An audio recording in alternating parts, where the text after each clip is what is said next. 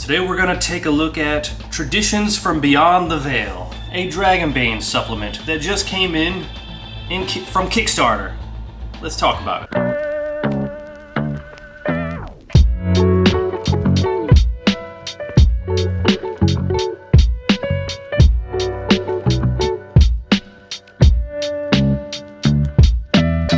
Welcome back to the channel. I am Sacred, and this is the Sacred Art of Gaming, where we like to talk about Kickstarters that just dropped or were just delivered. So let's get right into this one. And I want to say a lot of things, and I'll just say them as they come up. First of all, look at this art. This art is dope. And the Francesco Capriati, excellent job on the art. Love it. Love the art.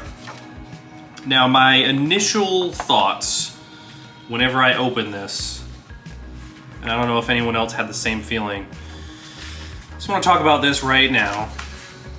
This I think was a choice. So this is, I think, separate from the book, but it is numbered, and I'll be honest, I was kind of mad because the book did come in kind of like bent and stuff in the mailbox, because it is soft cover and it was really just in like paper UPS. So it was not handled very well, so I thought this was damaged, but now looking at it, it does not appear to be. But because it's numbered 1, 2, 3, and 4, it feels like the first part of the book that fell out. I don't think that's the case. I think these are like pre-made characters with potential adventures. So there's that. What this book gives you some additional character options, some gear that's related to those character options, and then really dives into alchemy. And honestly, that's the main stuff that you're getting out of it. Will I still use this even though there's another Kickstarter from Free League that's covering alchemy? I want to say yes, but we'll see. We'll see. So you do have the character options being the alchemist and the physician. There is going to be a little bit of overlap. Maybe they are doing them a little differently. Maybe. Well, we shall see. Yeah, some good stuff here. We have our quote for the alchemist here. Brew an elixir, you say? That would be just part of my specialty, of course. Infusing, distilling, concoctions, even crafting bombs. That's the job indeed. I could even take something, a hammer let's say, and imbue it with an oil that reacts with its metal and makes it stronger, more resilient at its molecular level. Are you with me on this? That's the duck, I suppose. And then we also have our physician here, which may be like a halfling, it looks like.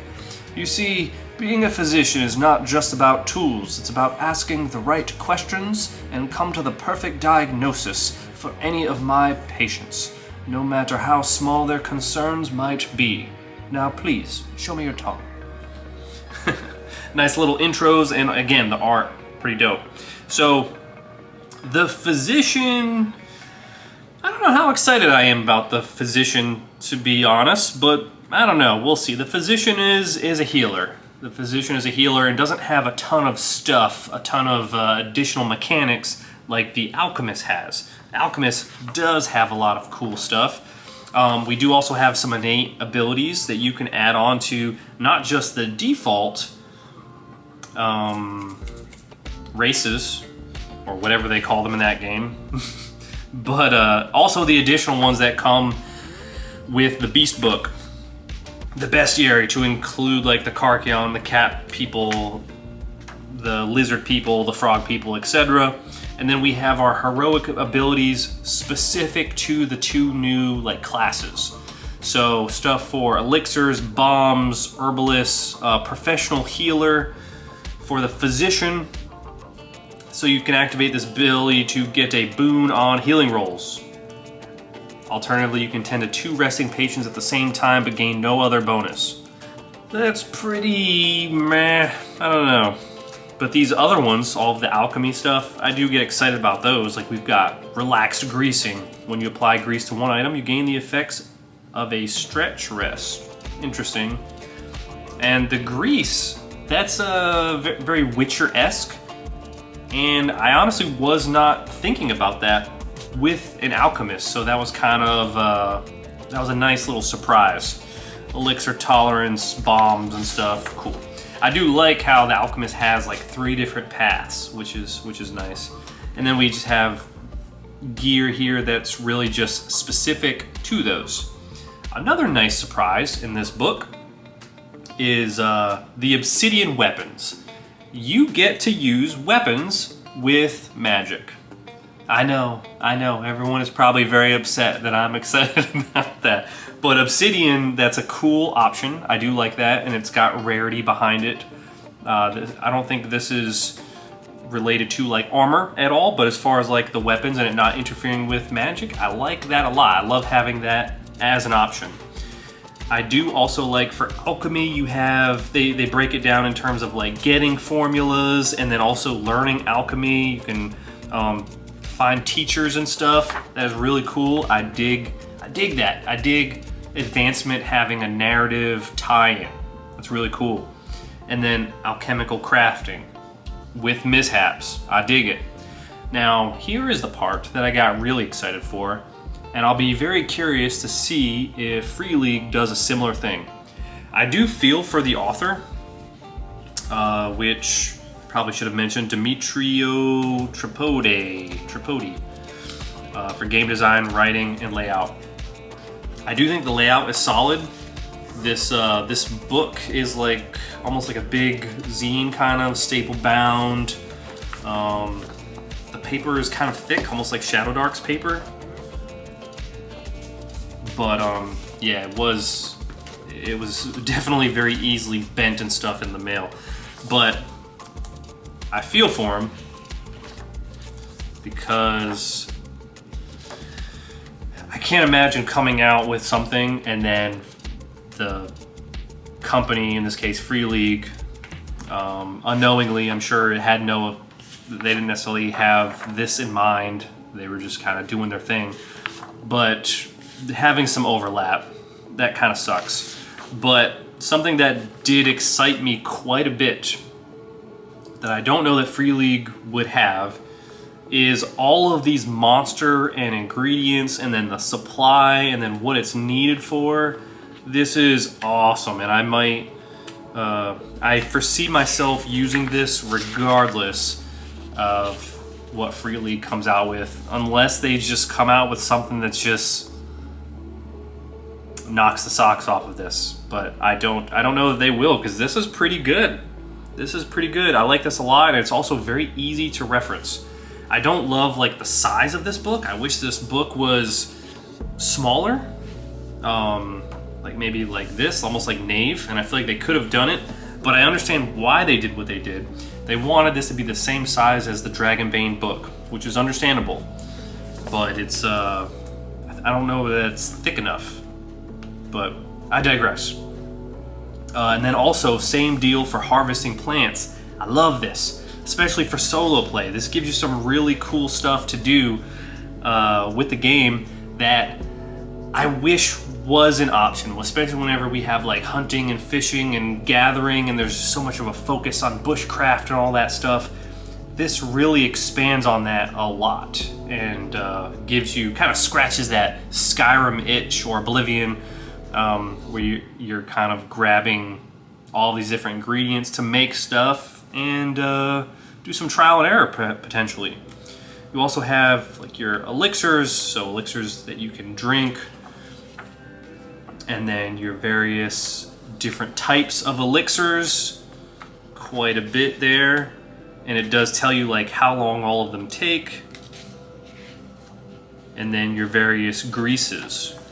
So just to read one off, that's pretty cool. The Draconic Smoothie. Ingredients requires a dragon breath gland. It's rare.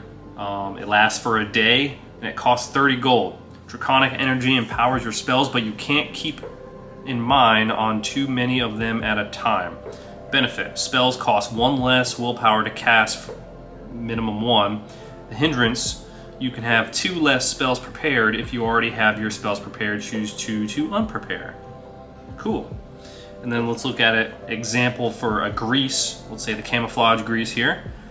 requires Veil Flower. Supply is uncommon. It's applied to armor, and the armor changes color based on its surroundings. Grants a boon on sneaking based on sight. I love that. I love that. And then lastly, we have bombs.